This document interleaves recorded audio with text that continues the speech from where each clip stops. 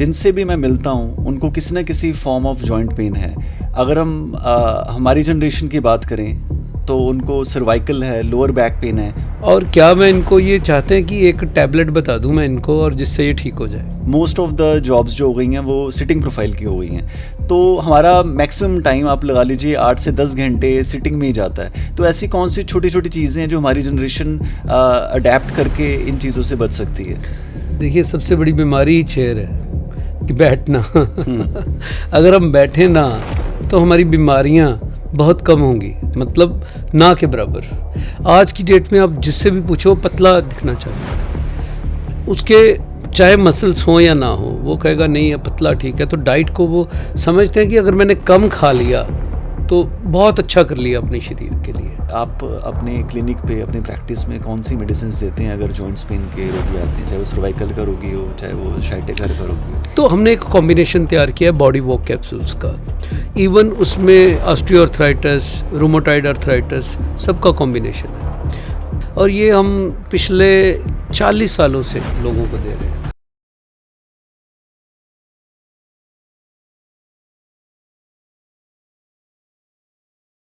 Sir, आज के podcast के लिए मैं इसलिए एक्साइटेड था क्योंकि जिनसे भी मैं मिलता हूँ उनको किसी न किसी फॉर्म ऑफ जॉइंट पेन है।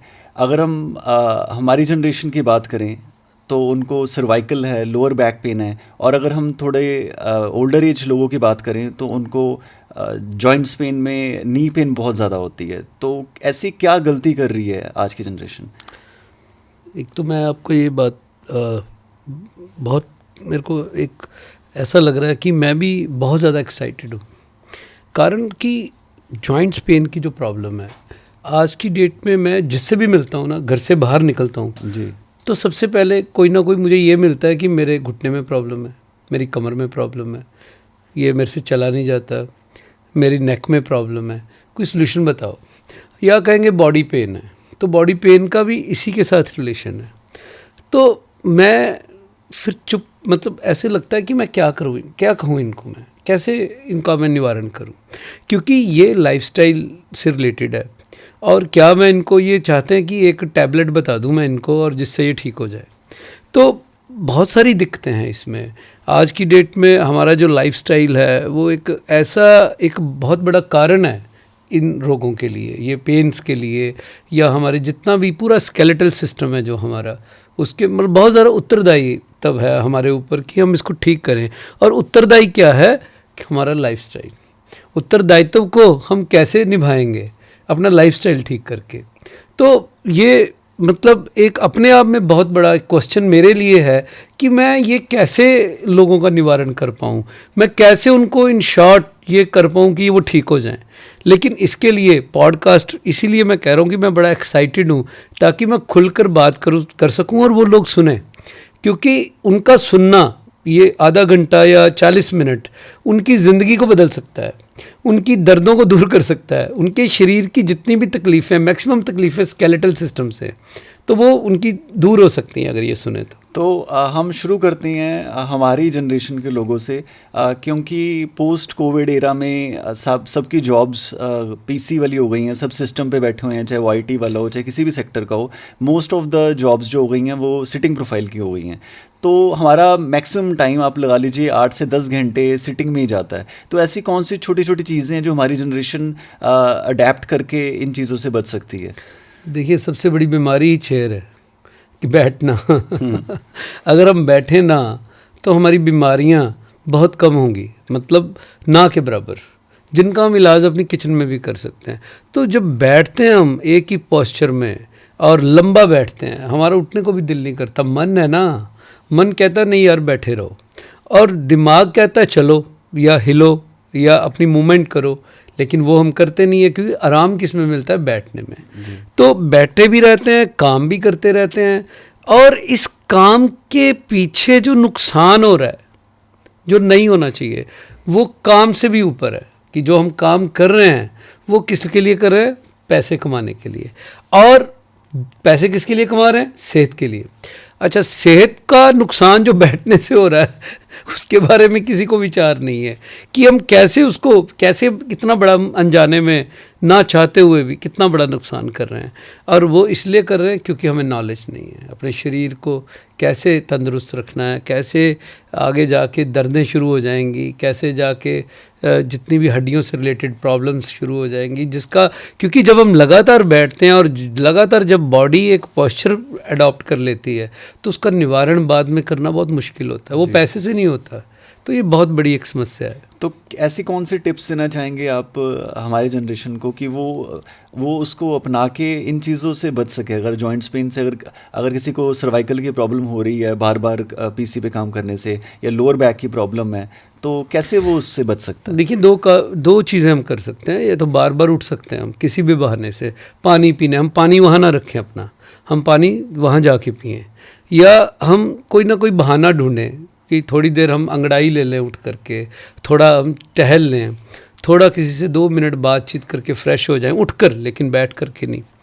तो ऐसे कितना भी मैं ये एक और चीज़ आपको बता दूं कि बड़ा आसान है कि हम 90% काम अपना जो बैठकर करते हैं, 100% अगर कोई करता है तो 90% हम खड़े होकर कर सकते हैं। हम इवन पेशेंट भी जो हमने देखने होते हैं हम खड़े होकर देख सकते हैं।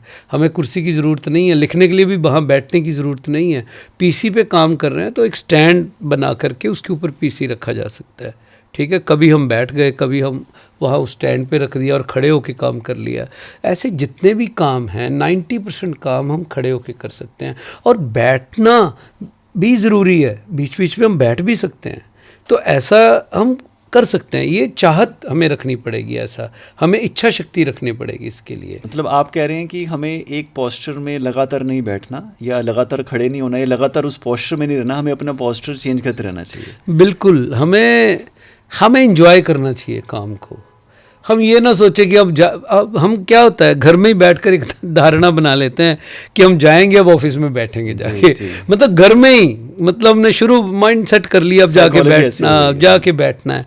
तो अगर हम ये सोचें कि जाके बैठना नहीं है, किसी के पास टाइम नहीं होता एक्सरसाइज करने का, योगा करने का, या जो पीटी एक्सरसाइज स्कूल में होती थी, ठीक है, तो ये सारी एक्सरसाइज हम करने की बहुत लोगों के पास टाइम नहीं है। तो वो कहते हैं कि नहीं हमारे पास तो वक्त ही नहीं है, ठीक है। तो वो ऐसे जो जितने भी लोग हैं वो ऐसे कर सकते हैं, जाके अपने आप को मैनेज कर सकते हैं कि हमें मतलब वहाँ पे ऑफिस में जाए और बैठना नहीं है, बस बहुत कम बैठना है, हम खड़े होकर काम करने की कोशिश करें। हम बहाना ढूंढेंगे कि हम पानी पीना तो उठकर पीना, जैसे मैंने पहले बताया, और बहुत सारी चीज़ें हम ऐसे इंतज़ाम कर सकते हैं कि हमें वहाँ पे एक जगह पे ना बैठा जाए। ठीक है। सर, अगर हम अब ओल्डर जनरेशन की बात करें, जो लोग 50 इयर्स क्रॉस कर जाते हैं, तो उनको ये अक्सर प्रॉब्लम बड़ी नॉर्मल है कि घुटनों का दर्द हो गया या कंधों का दर्द हो गया। तो अगर किसी ने अपनी लाइफ में 20 इयर्स 30 इयर्स अपनी एक्टिविटी प्रॉपर रखी है, फिर भी उसको ये प्रॉब्लम हो रही है, तो उसके पीछे के क्या कारण है कि उसको ये प्रॉब्लम? उसके पीछे के बहुत सारे कारण हो सकते हैं। हमारी डाइट बहुत बड़ा एक कारण है। आज की डेट में आप जिससे भी पूछो पतला दिखना चाहता है, उसके चाहे मसल्स हों या ना हो, वो कहेगा नहीं है पतला ठीक है। तो डाइट को वो समझते हैं कि अगर मैंने कम खा लिया तो बहुत अच्छा कर लिया अपने शरीर के लिए। अरे खाने से जो एनर्जी मिलती है, खाने से जो चीज़ें, जो तत्व, पोषक तत्व हमें चाहिए, जो हमें किचन से मिलते हैं, वो बहुत ज़रूरी हैं। उनको बाद में खाने को खा करके उसको डाइजेस्ट करना, उसको पचाना, जैसे मैंने बोला खा के थोड़ा खड़े रहना है, टहलना है। तो जब हम ऐसा खाना खाते हैं तो हमें सब भोजन में सब चीज़ें मिलती हैं।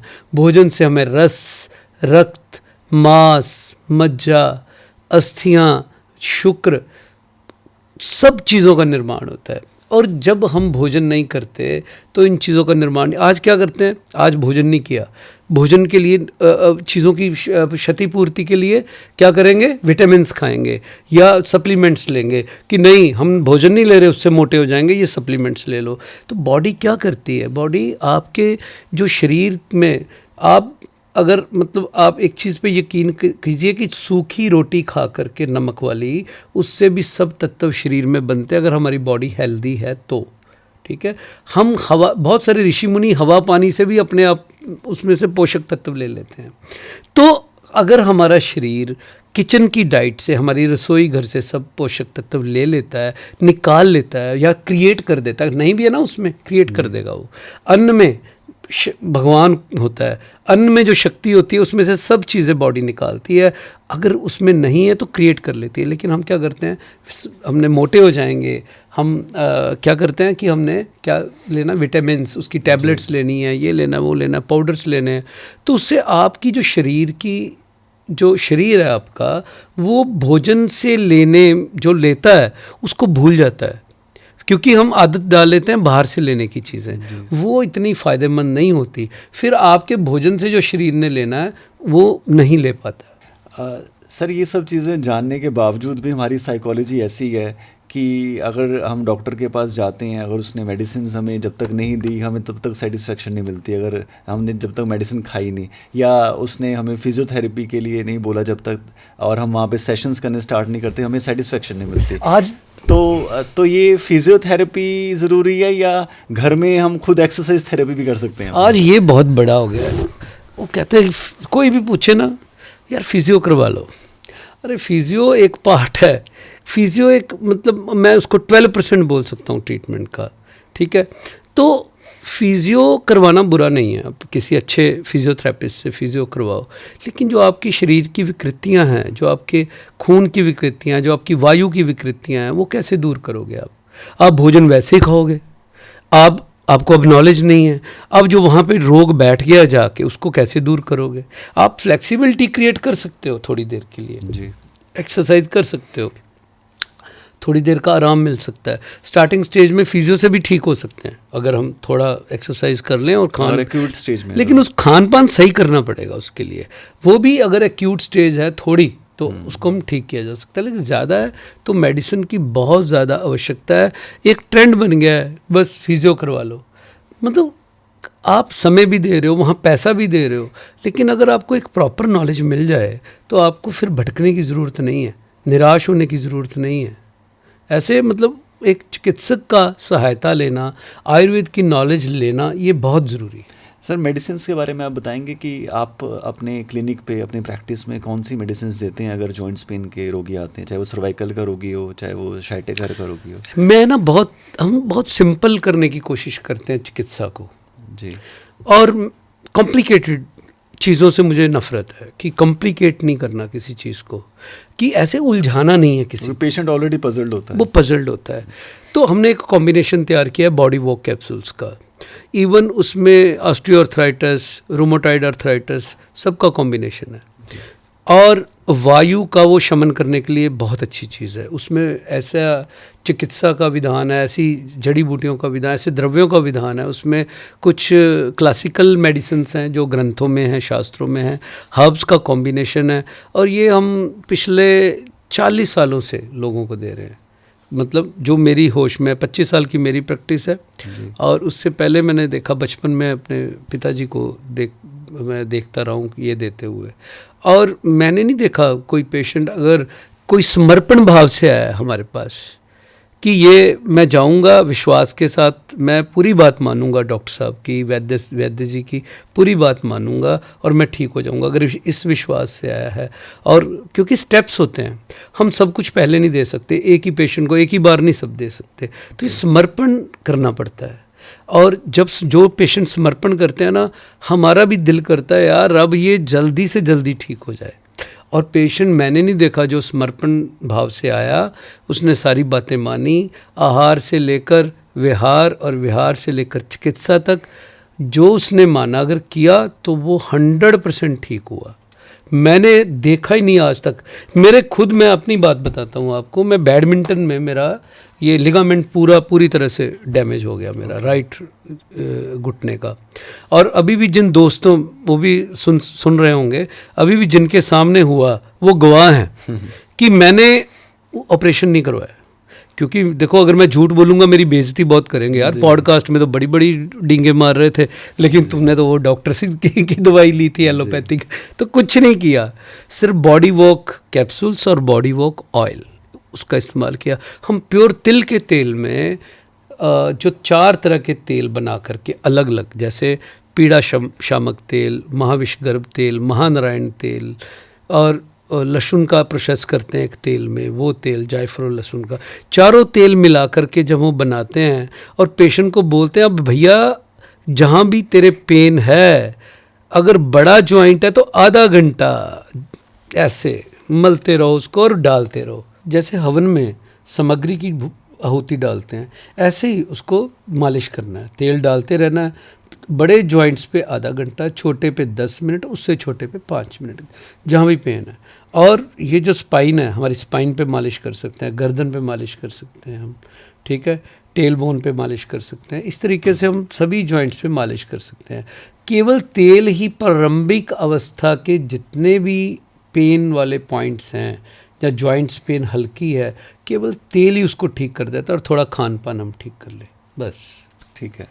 सर, आपने बताया कि बॉडी वर्क कैप्सूल्स और बॉडी वर्क ऑयल आप अपनी प्रैक्टिस में देते हैं और काफ़ी पेशेंट्स को आपने उनसे ठीक किए हैं। तो कोई ऐसी स्टोरी आप शेयर करना चाहेंगे जिससे कि हमारे व्यूअर्स इंस्पायर हों कि इस लेवल पे जाके भी वो ठीक हो सकते हैं? देखिए, मेडिसिन तो बहुत सारी हैं, लेकिन मैंने बोला कि प्रारंभिक अवस्था में जो हम मेडिसिन देते हैं, ऐसे सरदार बहादुर सिंह बल, एक बार ये जो हमारे ये गेम होते हैं, जो होते हैं ना बुजुर्ग, उनके गेम होते हैं, ऑकलैंड में, न्यूजीलैंड में हुए थे ये। ठीक है। ये 3 साल पुरानी बात है, 3-4 साल पुरानी बात है। तो सरदार बहादुर सिंह बल कपूरथला के रहने वाले हैं। अच्छा। इंडिया की तरफ से उनको चयनित किया गया था, ये 200 या 400 मीटर भागने के लिए। इंडिया को प्रेजेंट कर रहे थे। हाँ, इंडिया को प्रेजेंट कर रहे थे। और वो जब प्रैक्टिस कर रहे थे, उन्होंने जाना ही था ऑकलैंड, तो हमारे पास आए। किसी ने बताया, मैंने कहा आपको किस लिए आए हैं आप? उन्होंने बताया कि ऐसे ऐसे मैं एथलीट हूँ और ये। मैं कहा किस लिए आए हैं आप? तो कहते मेरे एक प्रॉब्लम आ गई, उधर से मेरा चयन हो गया है इंडिया को रिप्रेजेंट करने के लिए, ऊपर से मेरे घुटने में प्रॉब्लम शुरू हो गई, मेरे से भागा नहीं जा रहा है। तो मैं बड़ा हतप्रभ हूँ, बड़ा ऐसा महसूस कर रहा हूँ कि मैं कैसे रिप्रेजेंट करूँगा, मैं छोड़ दूँ इसको। फिर मुझे किसी ने आपके बारे में बताया, तो मैं आपके पास आया हूँ कि आप मुझे बिल्कुल सही गाइड करना। ये देश का भी सवाल है, मेरा सवाल नहीं है, मेरी कोई बात नहीं, लेकिन देश का सवाल है, तो आप बता दो अगर कुछ हो सकता है तो मैंने उनको बात एक सोच के बोली, सोच समझ के। मैंने कहा देखो, अगर मैं दूर तक सोचूं, सरदार जी, अगर मैं दूर तक सोचूं, तो मुझे नहीं लगता हमसे बढ़िया कोई मेडिसिन बनाने वाला हो जॉइंट्स पेन की। और मुझे ऐसा भी नहीं कोई पेशेंट मिला कि जिसको मैंने ये दवाई दी हो और वो ठीक नहीं हुआ और कहीं से हो गया। वो और कहीं से भी ठीक नहीं हुआ, क्योंकि उसने अगर मेरी बात नहीं मानी तो किसी और की भी नहीं मानी, और किसी और की भी नहीं मानी तो ऐसा नहीं कि किसी दवाई ने उसको ठीक कर दिया ना, नहीं हुआ। बाद में फिर आया वो वापस, उसको मेरी बातों पे आना पड़ा। तो मुझे नहीं लगता इससे बढ़िया कोई मेडिसिन है। ईमानदारी से आप ऐसे करो, ऐसे ऐसे इसको अप्लाई करो, और ये कैप्सूल्स 2 सुबह 2 शाम गर्म पानी से लो। 1 सप्ताह बाद आप मुझे बता देना, नहीं तो फिर मैं साथ में ऐड ऑन कुछ करूँगा। तो उन्होंने यकीन किया, चले गए। हफ्ते बाद तो नहीं आए वो, मैं भी भूल गया जी। और जब आए आफ्टर 3 मंथ, तो मेडल मेरे सामने रख दिया उन्होंने। तो कहते मैंने ब्रॉन्ज मेडल जीता है। और मैंने कहा आप तो आए नहीं, हफ्ते बाद आना था। मेरे को याद आ गया फिर मुझे सब कुछ। तो वो कहते कि मैं काफ़ी मुझे आराम मिला और मेरा समय नहीं मिला, मैं फिर प्रैक्टिस में जुट गया। और उसके बाद मैं ऑकलैंड चला गया, वहाँ से ये मैं मेडल जीत के आया हूँ। और मैंने कहा यहाँ क्यों रखा, ये तो आपकी बहुत मेहनत है। कहते नहीं, ये आपके तेल का मेडल है। उनकी एज कितनी थी तकरीबन? उनकी 70 से ऊपर थी। 70 प्लस? हाँ, 70 प्लस थे। और देखो, वो कहते ये आपके ऑयल और मेडिसिन्स के लिए मेडल है, अगर ये मैं नहीं लेता तो मैं जा ही नहीं पाता वहाँ पे। तो मुझे बहुत खुशी हुई। हमने फिर प्रेस कॉन्फ्रेंस की, उसमें भी उन्होंने बताया, अभी तक मेरे पास उसकी सारी वीडियोस हैं। तो हमें बहुत खुशी मिलती है अगर कोई ठीक होता है। एक ऐसे ही है मेरे दोस्त यहाँ पे, उनका ज्वेलरी का काम है, और बहुत मतलब जो मैं कहता हूँ उन्होंने किया। आज 6 महीने हो गए, वो तो ट्रांसप्लांट के उसमें थे, घुटने ट्रांसप्लांट करवाने हैं मैंने, इम्प्लांट करवाने। तो मैंने कहा अगर मेरी बात मानोगे नहीं ज़रूरत पड़ेगी। तो वही हुआ 2 महीने में। मतलब मैं ये चाहता हूँ कि लोग देखो, ये ट्रांसप्लांट के बाद भी वो डॉक्टर कहते हैं कि आपको 8 से 10 महीने फिजियोथेरेपी पे लगेंगे, इसके बाद भी मेडिसिन भी खानी पड़ेगी। अरे आयुर्वेद को आप 60 दिन नहीं दे सकते, आयुर्वेद को केवल 60 दिन दो, फिर देखो कमाल कैसे ठीक होते हैं। और अगर 60 दिन वो कहना मान लो, जो आपने 1.5-2 लाख रुपए 2.5-3 लाख रुपए खर्च करके मानना, यार ऐसे ही मान लो 60 दिन, और फिर देखो कैसे चमत्कार होता है। और आपके घुटने नेचुरल वैसे ही पहले की तरह, ये नहीं कि उसमें आपने लोहे की चीज़ें डलवा ली हैं एक अलग से। तो अगर ये मान लो तो आप दर्द भूल जाएंगे, वो दर्द की गुलामी भूल जाएंगे, आपको ज़िंदगी ऐसे लगेगी आज़ाद है थोड़ी। और आपको मैं एक चीज़ बताऊं, ये घुटने के दर्द केवल शरीर का नुकसान नहीं करते, केवल आपके काम को प्रभावित नहीं करते, वो हार्ट अटैक का भी कारण बनते हैं, ब्रेन स्ट्रोक का भी कारण बनते हैं, मोटापे का भी कारण बनते हैं, थायराइड का भी कारण बनते हैं। आपकी बिल्कुल शेप बिगड़ जाती है, क्योंकि जब आप चला ही नहीं जाएगा आपसे, आपकी पूरी बॉडी डिस्टर्ब हो जाएगी, आपका शरीर डिस्टर्ब हो जाएगा। तो ये बहुत ज़रूरी है, मतलब ये मानना और समझना और विश्वास करना। तो जो पेशेंट्स आपके पास नहीं आ सकते, जो हमारी वीडियो को पूरे भारत में जो देख रहे हैं इस टाइम, जो हमारे क्लिनिक्स पे नहीं आ सकते, तो वो उन पेशेंट्स को कैसे ट्रीटमेंट दिया जा सकता है? मैं कहता हूँ हम कॉम्प्लिकेशन नहीं करने, कोई कॉम्प्लिकेट नहीं करना किसी चीज़ को। बहुत आसान, सबसे पहले जो 95% रोगों को दूर होते हैं, जिससे ये वात रोग दूर हो जाते हैं, जॉइंट्स पेन की प्रॉब्लम ठीक हो जाती है। बॉडी वॉक, सिंपल नाम, body walk capsule and body walk oil, जो GMP सर्टिफाइड है, जो एक्सट्रैक्ट, जिसमें आप, वो सिंगल कैप्सूल नहीं है, उसमें एक कैप्सूल में 10 कैप्सूल है। वो एक्सट्रैक्ट है। तो अगर आप 10 कैप्सूल मतलब 1 ग्राम 10 ग्राम, तो 20 ग्राम पाउडर, 2 कैप्सूल, 2 सुबह 2 शाम को। लेकिन 20 ग्राम पाउडर नहीं खा रहे, केवल कैप्सूल छोटे से खा रहे हैं 2। और साथ में आपको सिंपल 10 लाइनों का, 10 लाइन, ओनली 10 लाइन्स का परहेज, ठीक है, उसको 5 में भी कन्वर्ट किया जा सकता है। उसमें सब कुछ इंक्लूडेड होगा, सब इंक्लूडेड।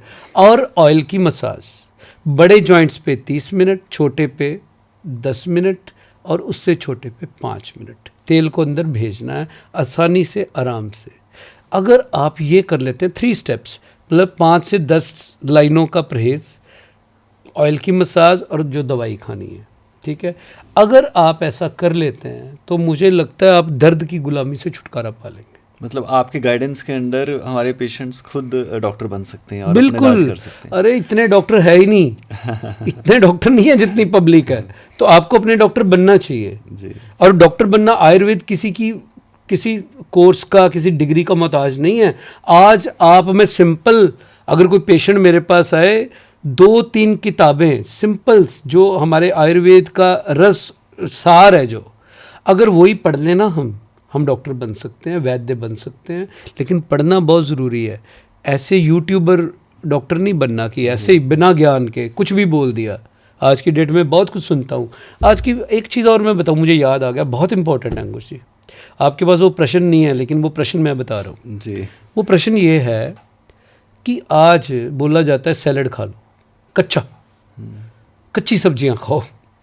आपको पता है ये कच्चा सैलड और कच्ची सब्जियां, अगर कोई वात वाला रोगी है, वो उसका वात और बढ़ा देगा।